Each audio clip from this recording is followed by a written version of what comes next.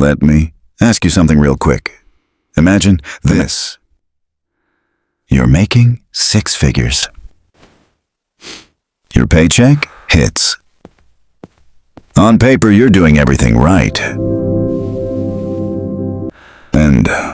But somehow, you're still checking your bank app before buying groceries. You're stressed about rent, car payments, student loans. One unexpected expense and your whole month feels shaky. And late at night, you're thinking, how am I making $100,000 and still feel broke? If that question has ever crossed your mind, even once, then this video is for you. Because here's the uncomfortable truth. A $100,000 salary doesn't guarantee financial peace anymore. And for most Americans, it never really did. My name is Alex, and I spend way too much time thinking about why people make money decisions that don't actually make their lives better. And if you're someone who earns decent money, but still feels stressed, behind, or one bad month away from panic, make sure to hit the subscribe button and give this video a thumbs up if this helps you out. Because today we're going to break down why $100,000 feels broke. The math no one explains, the psychology silently working against you, and what actually changes the game, regardless of income. And look, this might challenge some beliefs you've had for years, but stick with me.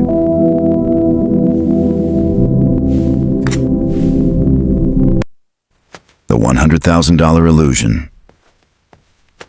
Here's the thing. For decades, $100,000 was sold as the finish line.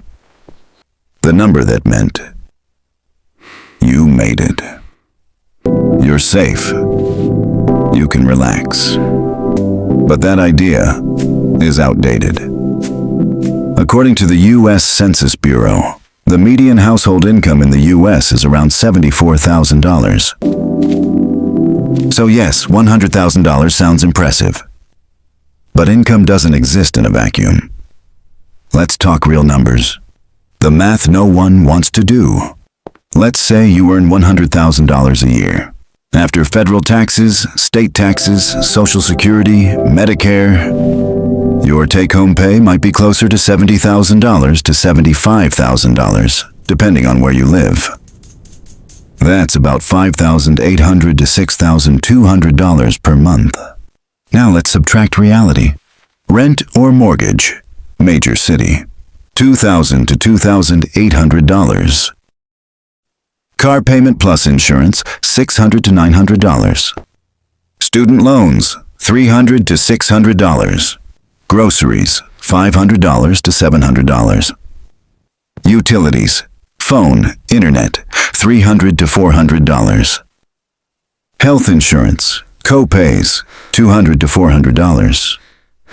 Subscriptions, small lifestyle expenses, $200 to $300. We haven't even talked about saving yet. Add this up and suddenly you're left with not much. No big margin. No breathing room. No feeling of control. So when people say, if I made $100,000, all my problems would disappear, here's what most people don't realize. Their problems wouldn't disappear. They would just change shape. Lifestyle inflation, the silent wealth killer. This is where it gets really interesting. Psychologists call this hedonic adaptation. Translation: your brain quickly normalizes higher income. So when you earn more, your rent quietly upgrades. Your car payment grows. Your expectations rise. Your definition of normal expands. You don't feel richer. You just feel adjusted. And, according to research published in the Journal of Consumer Psychology, people consistently increase spending within 3 to 6 months of a raise, often without realizing it. So the problem isn't income. It's unconscious expansion. Now you might be thinking, Alex, okay, but isn't earning more still better? Yes, absolutely. But here's the mistake. Most people think income creates security. It doesn't. Control creates security. And this is the core reason $100,000 still feels broke. Why $100,000 without control is fragile. Real quick, most people click off by now. So, if you've made it this far, you're clearly serious about your money and you're already ahead of 90% of people. So subscribe, like, and share this with a friend. Because this channel is literally about helping you keep more of your money. Let me show you something powerful. Peter earns $100,000, spends $95,000, saves $5,000, leaves paycheck to paycheck emotionally. While Michael earns $55,000, spends $45,000, saves $10,000, feels calm, confident, and prepared. Who is actually wealthier? Not on paper, but psychologically. For me, is Michael. Because the brain doesn't respond to income. It responds to evidence of control. The psychology of feeling broke.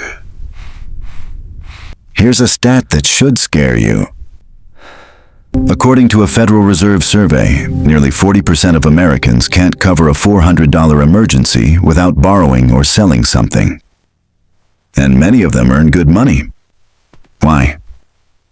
Because the brain stays in scarcity mode when savings are low, spending is high, financial outcomes feel unpredictable, and scarcity does something dangerous. It makes you short-term focused, emotionally reactive, bad at long-term planning. So even with $100,000 coming in, your brain is still stressed. Why high earners feel more pressure, not less. Here's something no one talks about. As income increases, expectations increase. Social pressure increases. Comparison increases. You don't compare yourself to who you were. You compare yourself to coworkers, friends, people online. And now $100,000 doesn't feel rich. It feels average. And the brain hates falling behind. Perceived peers. Meet David.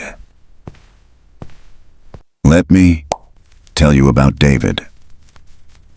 David makes $110,000 working in tech. Great job, great title, but David has $1,200 car payment, $2,600 rent, $60,000 student loans, $2,000 in savings. Every raise goes somewhere. Every month feels tight. David isn't irresponsible. He just never built financial proof. So his income grew, but his confidence didn't. The missing piece: financial milestones. This is where most people get it wrong. They chase salary numbers, titles, gross income. But the brain changes at milestones, not paychecks. Milestones like first $1,000 saved, first $5,000, first 6 months of expenses saved. These moments do something income alone never does. They tell your brain, I can handle money. Why $5,000 changes more than $100,000. Here's what most people don't realize. Saving $5,000 from $50,000 earned is psychologically stronger than earning $100,000 and saving nothing. Because success isn't about amount. It's about agency. Clear, actionable steps. Do this now.